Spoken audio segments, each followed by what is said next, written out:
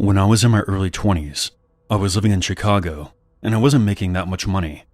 When I found this apartment, it was too good to be true. The top floor was a duplex with 6 rooms for $775.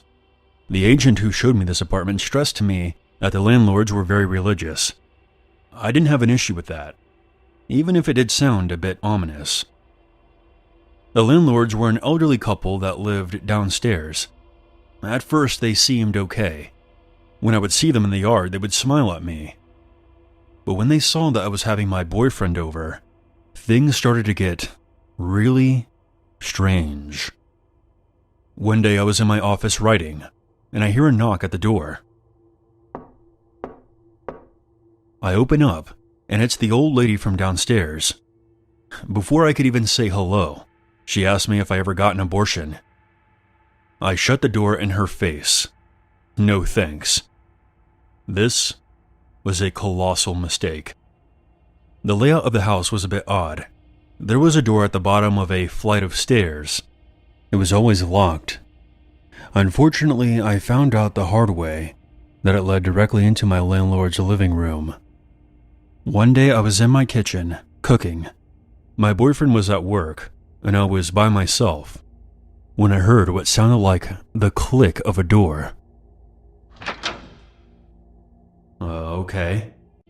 I walked into the hallway and looked around. I didn't see anyone. I poked my head into all the rooms. Nobody was there. I then looked down the staircase, and there was the neighbor lady, standing there, staring back at me. I screamed. She flinched and stepped back into her apartment, swinging the door shut. After that incident, I spent every possible moment away from the house I could. I would come back and discover that something had been moved. A window would be shut, once the shower was dripping and my towel was damp. I couldn't lock that downstairs door. Since it was technically a door to their house, they were the only ones with the key. The knocking became frequent, 3 or 4 times a day. My boyfriend and I propped up an old mattress so we wouldn't have to hear it while we slept. The second to last straw was when I opened the door for work and the stairs were gone. I physically could not leave my house. They had been dismantled and were sitting on their porch. I called them repeatedly, but they did not answer.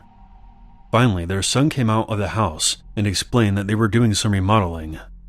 He told me that I had to cut through their apartment downstairs. So I descended the staircase, opened the door, and they were both sitting at their filthy kitchen table, staring at me.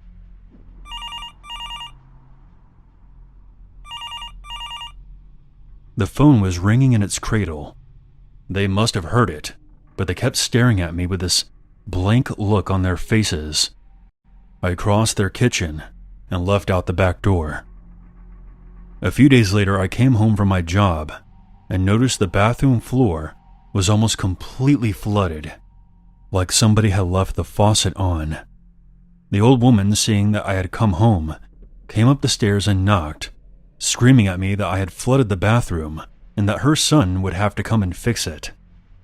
I was so exhausted at this point that I just said it was okay. Her son comes by a few hours later. I open the door and tell him that I needed an hour or so. He then picks something up and swings it at me. It was a massive wrench. I somehow ducked out of the way before he stumbles over.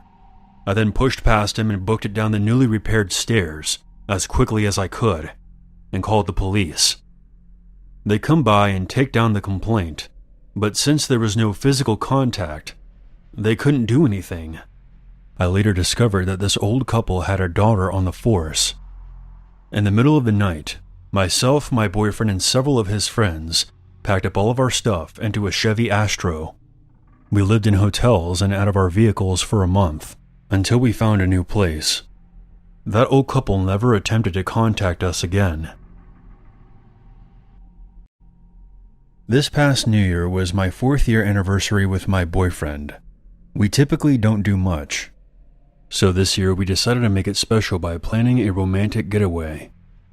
We found a cabin on Airbnb with a hot tub, and we were sold. The cabin was, of course, the last house on the road. You had to drive down a small private road that ended in a roundabout. Off this roundabout was a long uphill driveway that led to our cabin.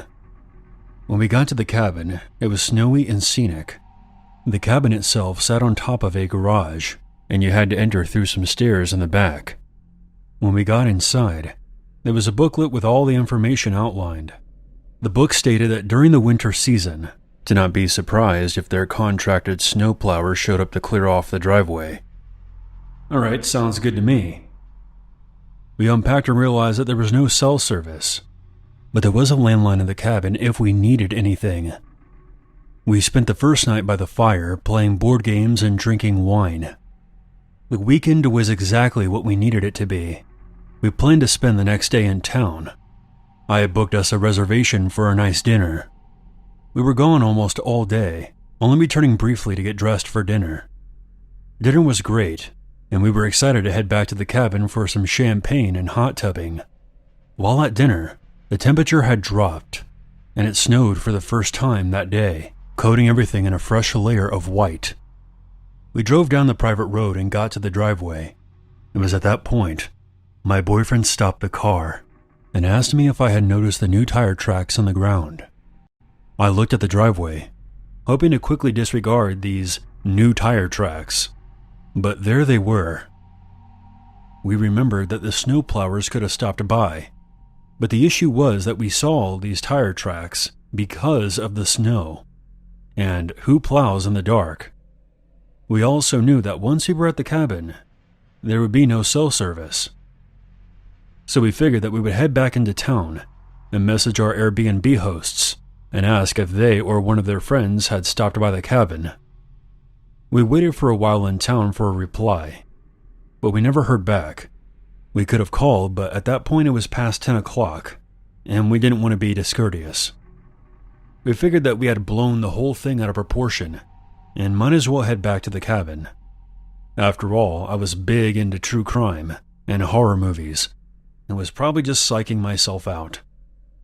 My boyfriend drove us back, and this time we actually drove up the driveway, towards the top of the hill. That's when I noticed something. My stomach dropped when I saw the footprints in the snow. We backed down the driveway and took a closer look to see if there were more footprints. From what it looked like, someone had drove up the driveway, reversed down, parked, then got out of their car and walked onto the property. This property was quite large, with tons of trees and bushes, and we knew that these footprints could go anywhere. The moment we saw them, we decided to call the police. We figured it was better safe than sorry.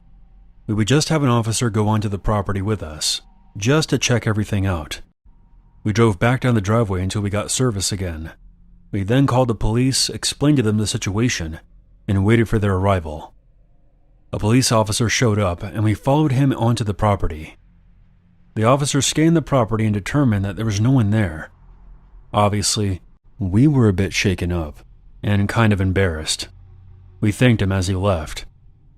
Needless to say, we no longer wanted to get into the hot tub and look out into the dark forest. Instead, we locked ourselves inside and watched a movie, with no champagne. We were both tired from the day and passed out pretty quickly. At 3 a.m., we both woke up on the couch with all the lights and TV on. As my boyfriend went to go brush his teeth, we heard a noise.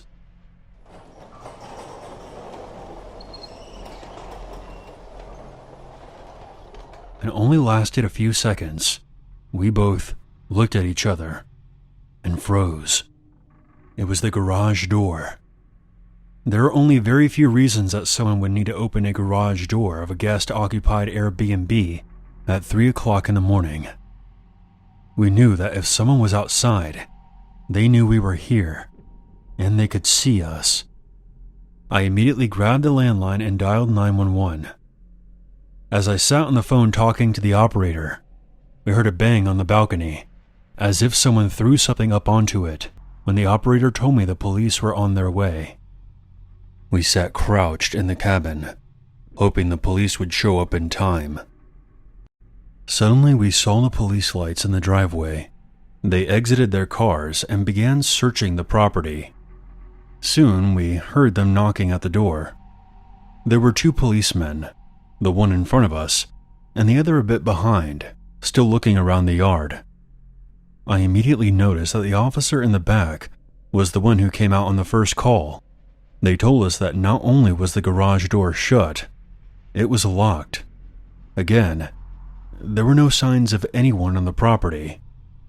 We discussed leaving, but the officer said that the road conditions were too dangerous at that time. I looked at the officer who had come out to the property twice, and I felt that I deeply disappointed him. We went back inside, again, locking all the doors, and then went to bed. The next day we were leaving. We didn't feel right in the cabin anymore, and I just wanted to get out of there. As we packed, we heard the same noise. It was the heater. A heater that sounds just like a garage door opening. As for the banging on the balcony, it was just a perfectly timed fall of a pine cone.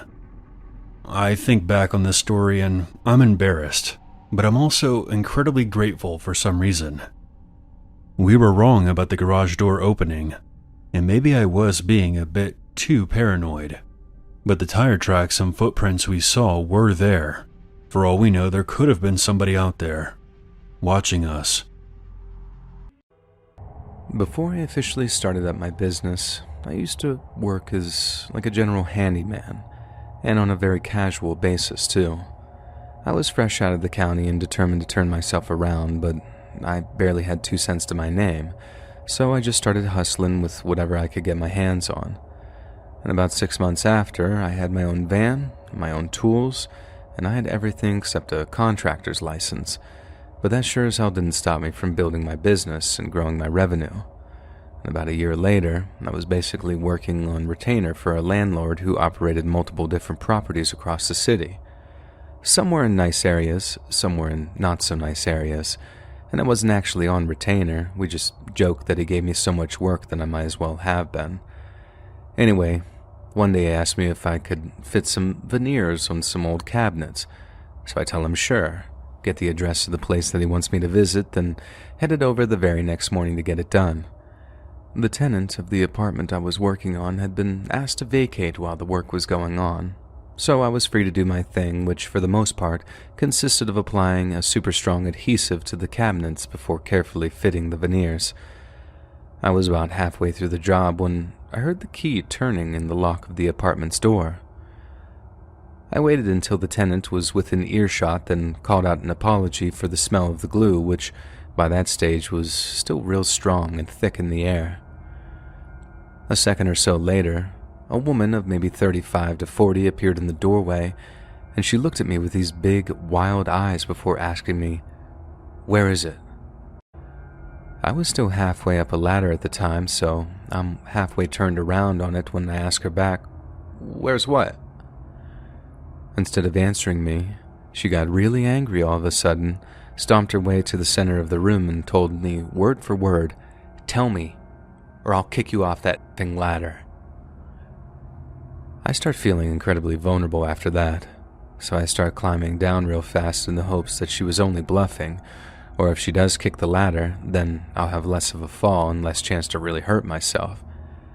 I expected some kind of confrontation when I got to the ground, so I can feel my adrenaline start kicking in as I stepped off that bottom rung and turned to face her. But by the time I did, she was gone.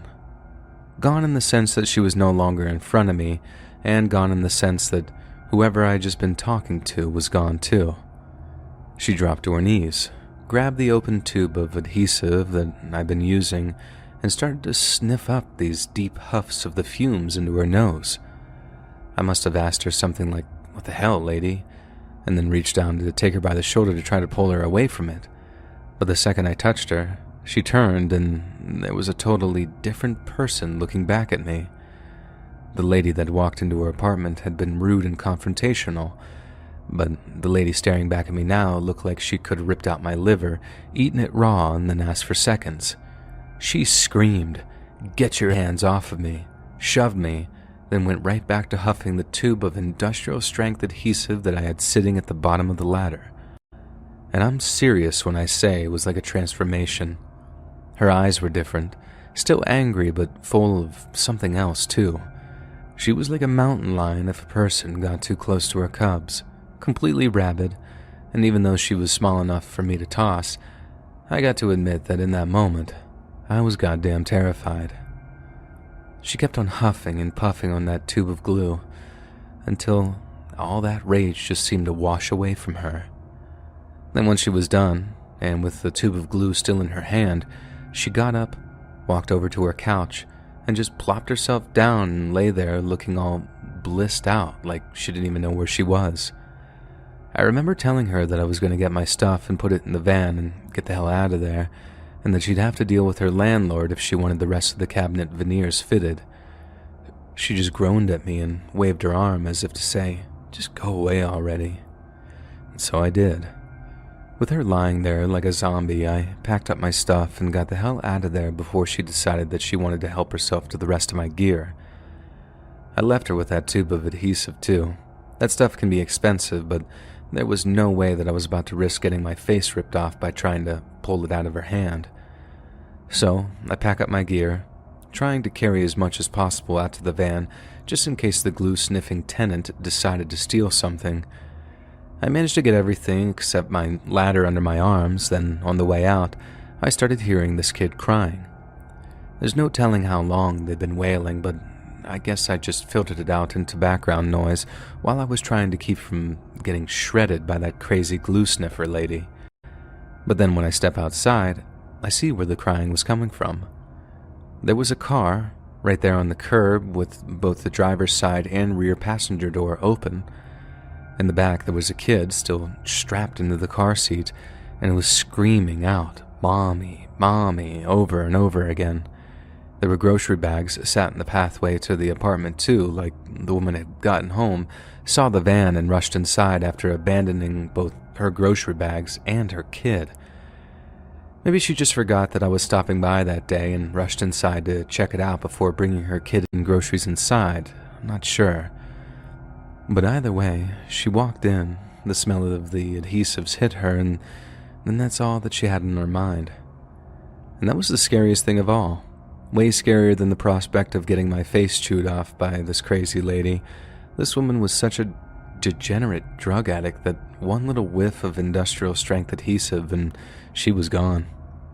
Hell, she might have been Mother of the Year before she walked into that room, and then just boom, she was just right back to the bottom of the barrel getting high all over again. I don't honestly know what her situation was, and I shouldn't speculate. I just hope her kid ended up okay, because with a mother like that, life sure is gonna be an uphill struggle. This story happened in October of 2016. For context, I lived in Fargo. I am a 30-year-old male, but back then I was 22, and was still living with my parents and two brothers, Tommy and Andrew. One weekend, my brothers and I decided to go on a getaway that was 2 hours away from Fargo. We wanted to get out of the city and away from our nagging parents, so we decided to book a spacious AIRBNB for a decent price that was located in a forest. We packed our backpacks, got in my truck, and headed over. When we got there, the host greeted us and left us the keys. The weather was perfect, and the view of the yellow autumn leaves on all the trees was stunning. On the first night, we decided to take a nice long walk in the forest. While hiking through the trees, we made small talk and generally explored the area. Soon, it became dark. I don't know about Tom and Andrew, but I'm easily creeped out by the dark alone. But being in a forest, no way. Guys, maybe we should head back to the rental, yeah? It's getting creepy out here. Then suddenly, a loud growl came from somewhere nearby. It sounded human, yet animalistic at the same time. What the was that? I don't know, but we're not sticking around to find out. We then heard something speeding toward us. I hear something heading toward us. Let's get out of here quick. When I looked behind us, I saw a figure of what looked like a man coming out of the tree line. But here's the thing. It seemed way too tall. The shoulders were weirdly shaped. They were almost like arches. We got back to our Airbnb and locked the door, but it wasn't over yet. At around 1 a.m., we had calmed down enough to call it a night. But I was still paranoid. I couldn't get the image of the figure I saw out of my mind. Was it a man? If so, was he wearing some kind of costume? Could he be a part of a cult? Could there be others hiding out in the forest? Did our Airbnb host set us up? I got up and double-checked the house to make sure all the windows and doors were locked. I eventually went to bed, but I had trouble falling asleep. Out of random curiosity, I looked out my bedroom window, and I noticed a black dog under the dim driveway lamp. At first, I didn't think anything of it, but the more I looked at it, the more creeped out I got. The dog appeared to be looking right at me, not moving a muscle. What happened next was simply unbelievable. Its eyes began to glow red, and then it stood on its hind legs. Its stance became kangaroo-like before it took on a humanoid appearance with long, sharp fingernails. I freaked out and quickly closed the blinds. My brothers heard me screaming. Josh, what's wrong with you? I saw something in the driveway. At first it was a dog, and then it became, I don't know, something else. They didn't believe me at first, but they quickly changed their minds when they heard that same deep growl we heard out in the forest. But this time, it was coming from just outside the front door. Something then began to strike the door over and over again.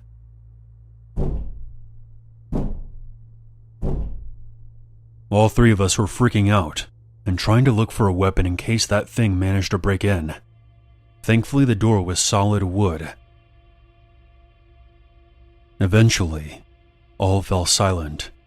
My brothers and I stayed up for the rest of the night. The next morning, we got back in my truck and got the hell out of there. On the way out, I saw that same strange dog, its eyes following my truck as we tore off down the road. Our Airbnb host obviously didn't believe a word of what we said and never gave us a refund. But ultimately, I'm just glad we made it out of there alive.